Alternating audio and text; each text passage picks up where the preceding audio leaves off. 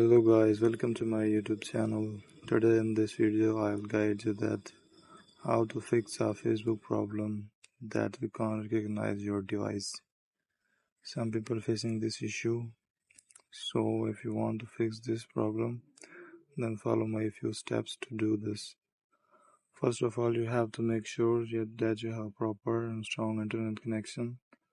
If you connected to a Wi-Fi, then forget and reconnect the network. After doing this, you have to open your Facebook app. Now click on Profile. From here you have to click on Settings and Privacy.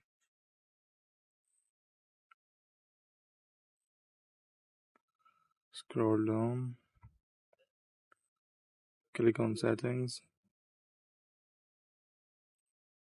Now you have to click on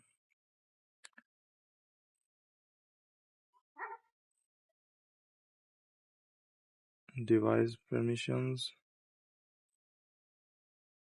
Make sure you have allowed all permissions to your Facebook app. After doing all this, go back. And the last thing is that open your Play Store.